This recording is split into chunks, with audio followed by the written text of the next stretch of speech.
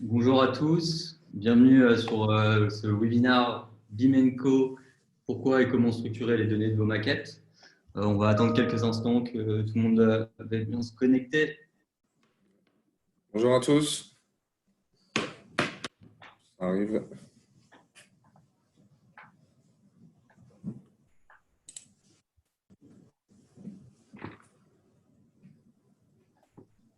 Ça continue d'arriver. Bonjour à tous, je vois qu'il y a du monde qui est en train de se connecter. Ouais. On va attendre quelques instants que tout le monde veuille bien nous rejoindre avant de commencer ce webinaire.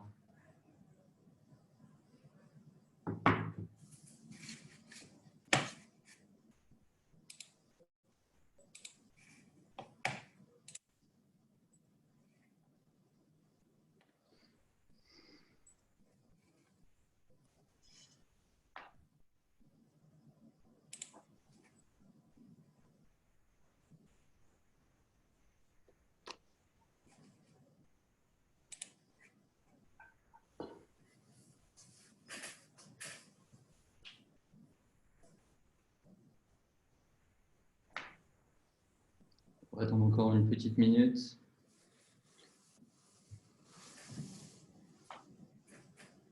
Je vois qu'il y a pas mal de monde de connectés, on est à peu près une centaine de personnes pour le moment. Bonjour à tous. Merci. Alors, aujourd'hui, on va parler de la structuration de vos modèles.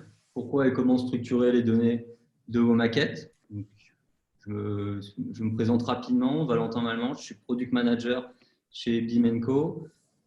Et je suis accompagné aujourd'hui de Bertrand Bedeau. Si tu veux bien te présenter en quelques mots, Bertrand. Bertrand, je suis chef de projet chez BIM & Co. Avant, je suis passé du coup de la conduite de travaux à la maîtrise d'ouvrage et j'accompagne aujourd'hui les industriels dans la numérisation de leur catalogue, dans la structuration de leurs données et derrière pour apporter ma vision digitale pour répondre à l'ensemble des acteurs de la construction. Super. Merci Bertrand. Rapidement, du coup, vous avez la possibilité de nous poser des questions en direct. Donc, je prendrai vos questions à la fin du webinaire. On en a à peu près pour 20 minutes de présentation et normalement, si tout va bien, on gardera du coup un temps de questions-réponses d'une dizaine de minutes à la fin pour rentrer en interaction avec nous. Du coup, n'hésitez pas à poser vos questions directement sur soit le fil de conversation, soit vous avez la possibilité de poser des questions. Il y a un petit channel spécifique pour. On y va. Donc une vingtaine de minutes, on va essayer d'aborder, j'espère que vous êtes bien réveillés, en 3 parties, comment est-ce qu'on peut structurer la maquette. Donc on va d'abord regarder pourquoi est-ce qu'on c'est si important que ça de structurer la maquette, quel est l'objectif de structurer sa maquette. Donc, on verra d'abord ce qu'est une convention commune par projet, puis ensuite on regardera finalement un peu la problématique qu'on rencontre sur les projets, pourquoi c'est compliqué aujourd'hui d'appliquer une convention commune, puisque chacun a un peu sa convention unique par acteur avec des logiciels qui sont complètement différents.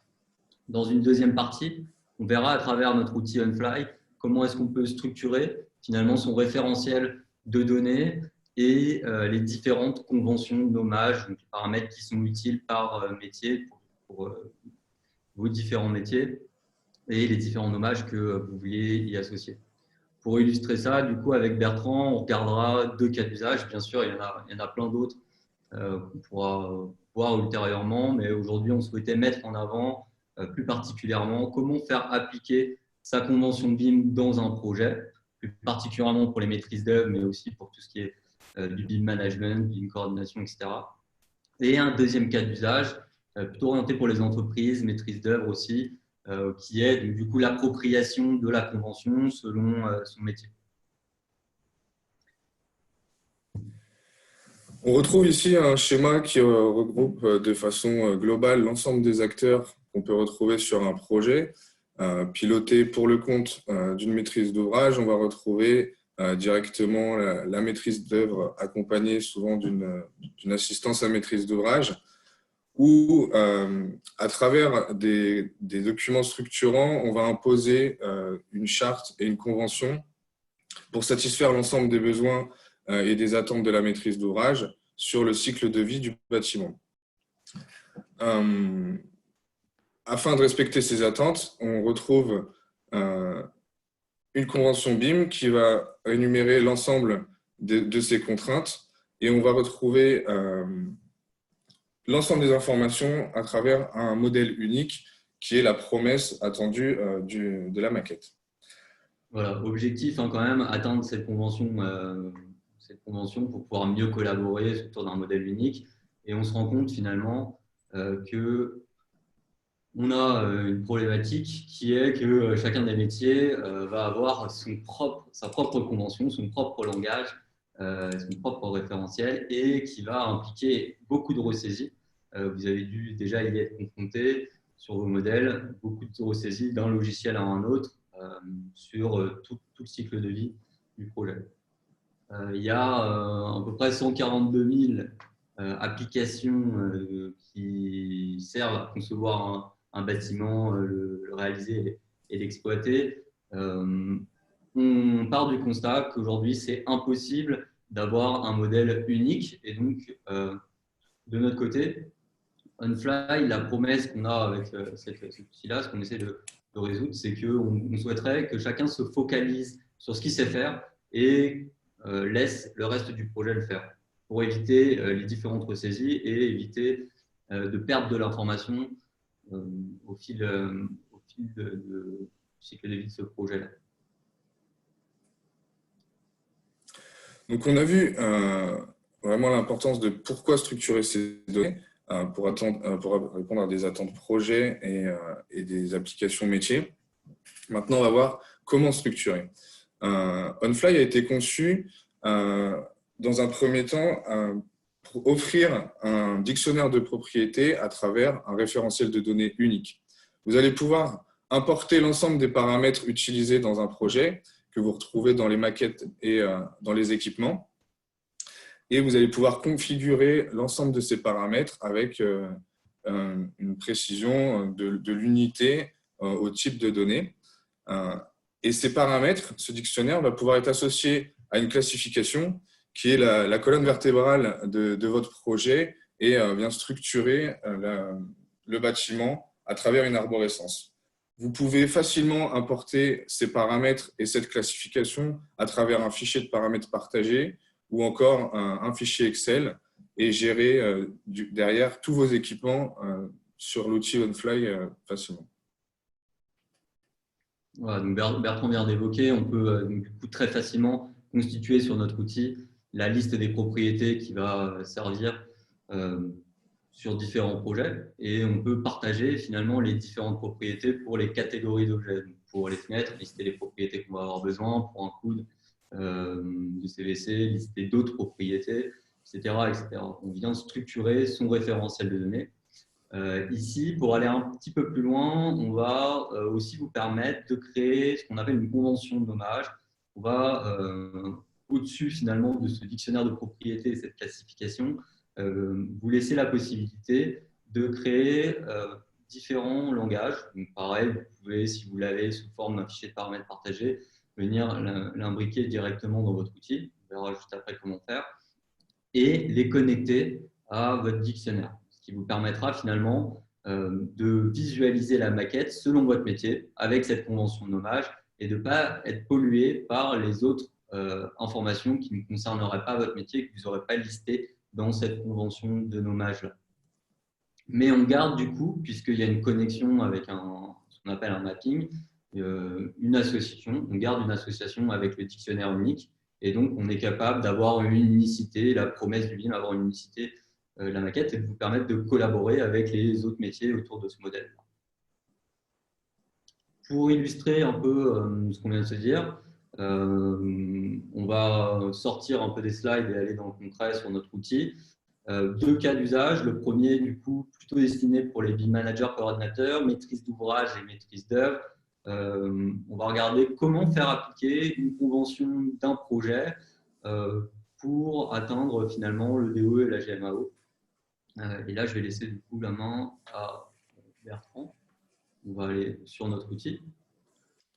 Voilà, donc vous retrouvez l'interface OnFly qui est accessible à partir d'un navigateur web ou directement dans les logiciels de modélisation à travers un plugin. Comme je disais tout à l'heure, on va dans un premier temps créer notre référentiel de données, ce qui est appelé un dictionnaire de propriétés. Vous allez pouvoir importer l'ensemble de vos paramètres et retrouver le langage attendu propre à une convention BIM ou à vos attentes directement. Une fois qu'on a constitué ce dictionnaire de propriétés, on va l'associer à une classification. Vous êtes libre d'utiliser les classifications du marché type Uniforma 2, Omniclass, etc. Mais vous pouvez aussi très bien créer votre propre classification qui va répondre à des attentes au logiciel autres, comme l'exploitation du bâtiment. Chose que nous avons fait pour ce cas d'usage. On retrouve l'arborescence classique d'un bâtiment en exploitation, d'un patrimoine même, où on va retrouver à l'intérieur du bâtiment plusieurs niveaux, des pièces, et des équipements seront associés à ces pièces par lot, métier. Et pour ce cas d'usage, on va retrouver le lot électricité. En exploitation, les données qui sont attendues et où on s'est inspiré du kit BIM exploitation mis en place par le FEDEM, on va retrouver par exemple la date de démarrage de garantie et l'ensemble des informations nécessaires à livrer dans la maquette numérique pour derrière exploiter le bâtiment à partir de ce jumeau. Merci Bertrand. Donc, pour compléter un peu, donc là effectivement c'est l'arborescence par exemple qu'on va avoir besoin dans sa GMAO, dans son outil de GMAO. On va pouvoir aussi accéder ici, on a un lien pour accéder aux API. Donc vous pouvez les connecter à votre outil de GMAO et récupérer toutes ces informations-là en sortie grâce au DOE. Et donc là, l'idée, c'est de récupérer toutes ces informations-là sur vos objets, ce qui est très facile.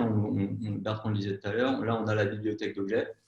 Quand je vais venir associer une classe de cette classification à chaque objet, on va récupérer les informations du standard que vous aurez établi dans votre référentiel de classification.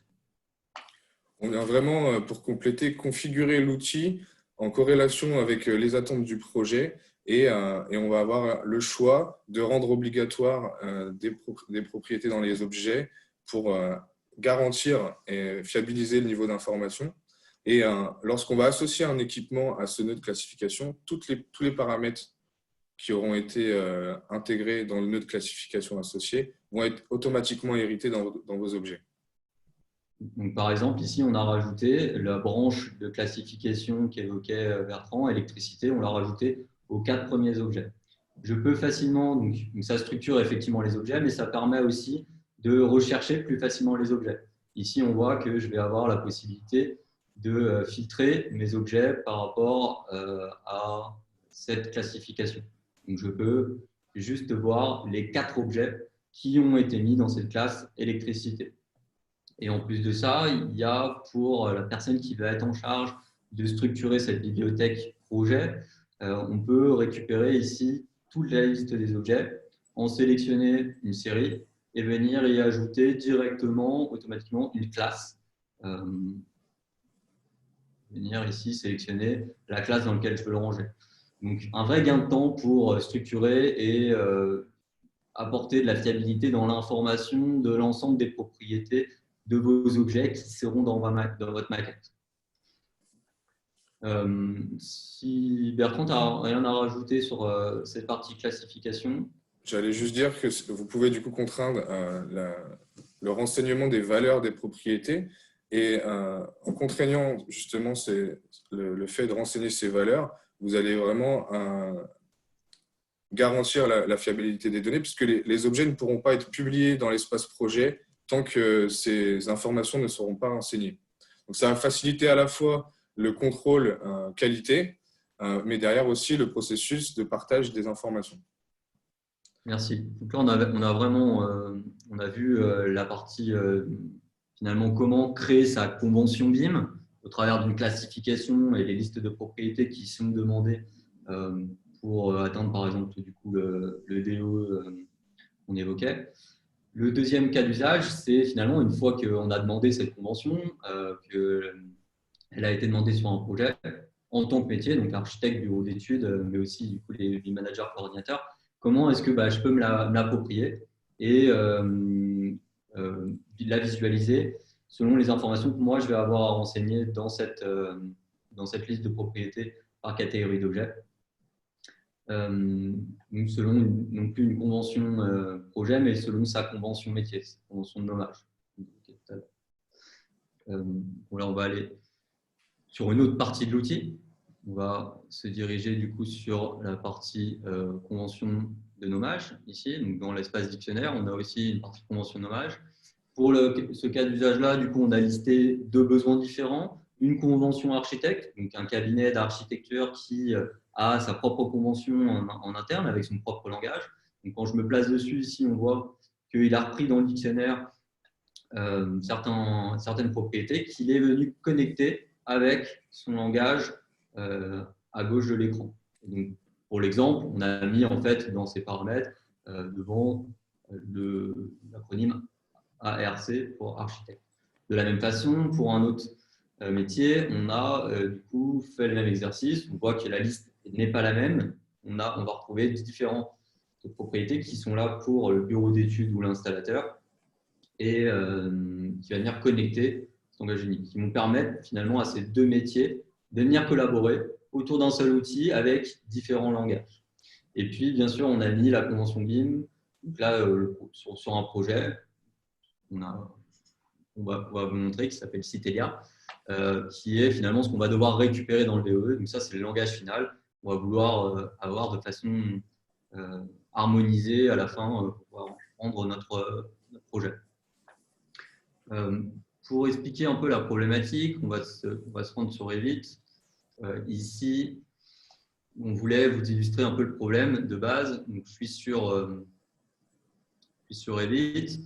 J'ai du coup récupéré, donc voilà, je me place en tant qu'installateur bureau d'études. J'ai récupéré du coup la maquette de l'architecte et sur lequel je vais avoir des luminaires qui existent donc, sur notre outil en ligne, dans lequel je vais retrouver donc, toute une série d'informations. Et si je regarde, donc là on a fait une petite nomenclature pour que ce soit plus lisible. Si je regarde sur l'ensemble de ces luminaires, je fais une nomenclature sur l'ensemble des luminaires, je vais avoir ici dans l'entête des colonnes, on retrouve bien les différents paramètres pour l'installateur. Mais le problème, c'est que comme monsieur l'architecte a travaillé déjà avec la maquette avant, on va aussi retrouver les paramètres de l'architecte, ce qui rend complètement inexploitable la maquette, puisqu'on va avoir différentes personnes qui seront venues rajouter des paramètres.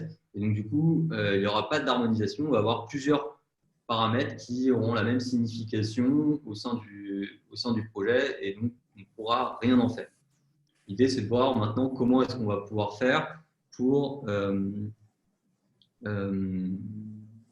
avoir un seul langage et la rendre exploitable avec l'exercice qu'on a fait en ligne et les conventions.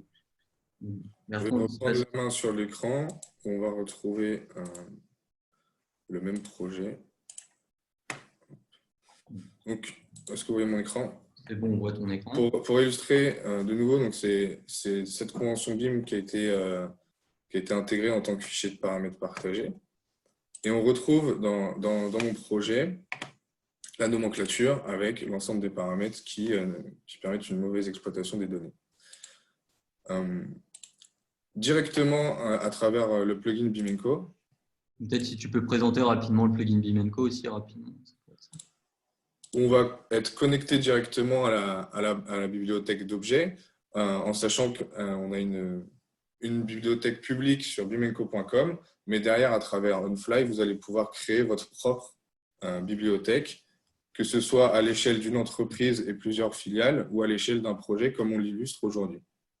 Vous allez pouvoir échanger de la bibliothèque à votre projet en intégrant des équipements partagés par différents collaborateurs depuis la bibliothèque dans votre maquette, vous allez pouvoir, à l'issue d'une journée de travail sur votre maquette, mettre à jour l'ensemble des informations sur la bibliothèque et les partager à l'ensemble des acteurs. On va pouvoir aussi jouer avec les données et on va pouvoir intégrer des sets de propriétés, des niveaux d'informations différents en fonction des phases du projet. Et on va retrouver l'ensemble de notre dictionnaire connecté aux conventions de nommage importées de l'architecte et de l'installateur. Et directement, je vais pouvoir sélectionner avec quelle convention de nommage je souhaite travailler. Donc, en tant qu'architecte, j'ai conservé mon savoir-faire interne et ma méthode de travail. Mais pour être compatible au projet et répondre aux attentes le plus rapidement possible, je viens sélectionner la convention de nommage BIM de mon projet. Je vais pouvoir l'importer dans ma maquette et retrouver dans les familles l'ensemble de mes paramètres initialement présents avec l'acronyme architecte. Je vais retrouver directement avec l'ensemble Citelia conforme à la convention BIM. Donc là, la liste des paramètres a été mise à jour selon la convention qui a été sélectionnée par Bertrand. Je vais passer la main. Tu peux le faire directement, le partage? Alors, je ne peux pas prendre la main si tu l'as. Il faudrait que tu départages. Merci.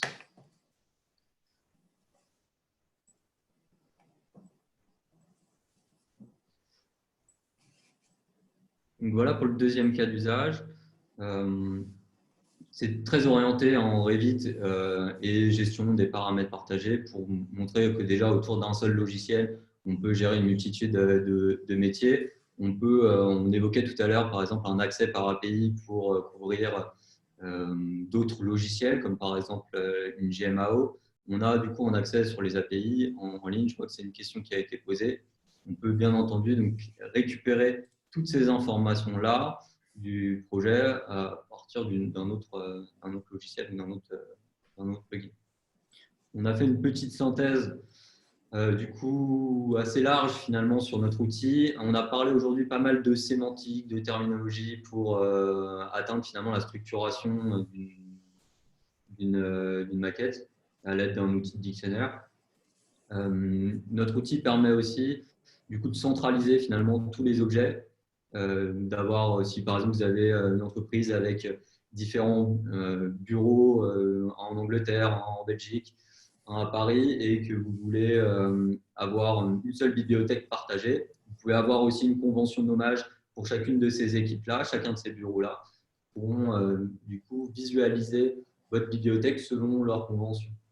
On a vu aussi la partie recherche. On peut facilement rechercher avec un outil de tag et de classification, atteindre finalement rapidement du contenu très spécifique par rapport à un besoin. Donc, plus besoin d'aller dans ses anciens projets ou d'avoir un gabarit avec l'ensemble de ses familles rangées à l'intérieur ou alors sur son serveur. On a tout qui est centralisé directement sur son outil. Et on peut même, du coup, venir créer des espaces projets dans lesquels on va venir ranger le juste nécessaire de cette bibliothèque centrale dans cet espace projet pour un usage bien spécifique. Bertrand, si tu veux compléter aussi par rapport à cette slide-là. On peut aller plus loin avec l'usage qu'offre OnFly. Donc à travers cette structure de données, on va pouvoir vraiment exploiter ces informations et ce qui reflète les promesses du BIM dans différents logiciels métiers.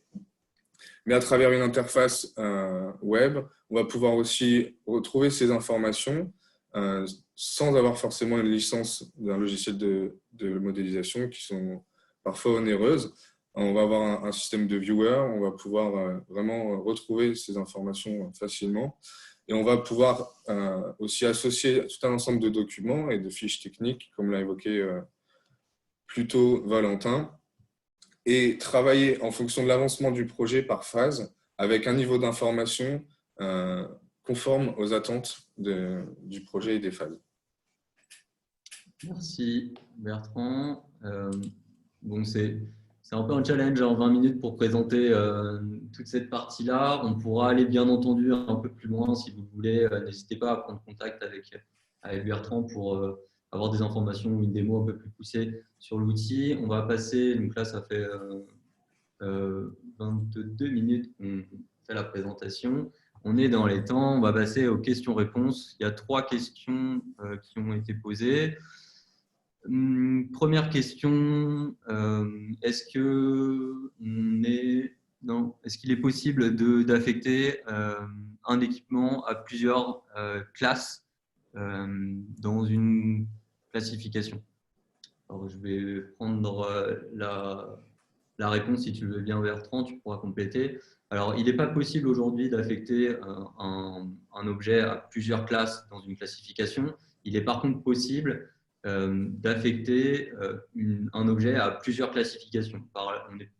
On parlait tout à l'heure de faire des classifications spécifiques à vos besoins. On est tout à fait dans la capacité avec cet outil-là de ranger l'objet dans différentes classifications. Quand vous rangez cet objet dans une classification, dans une classe, vous allez du coup venir, en plus de le ranger, avoir la possibilité de récupérer toutes les informations qui sont dans cette classe-là, qui vont se ranger automatiquement dans l'objet. Peut-être si tu veux dire un mot, Bertrand ou... Je pense que tu as répondu à la question par rapport à ce qu'on peut offrir aujourd'hui. Okay.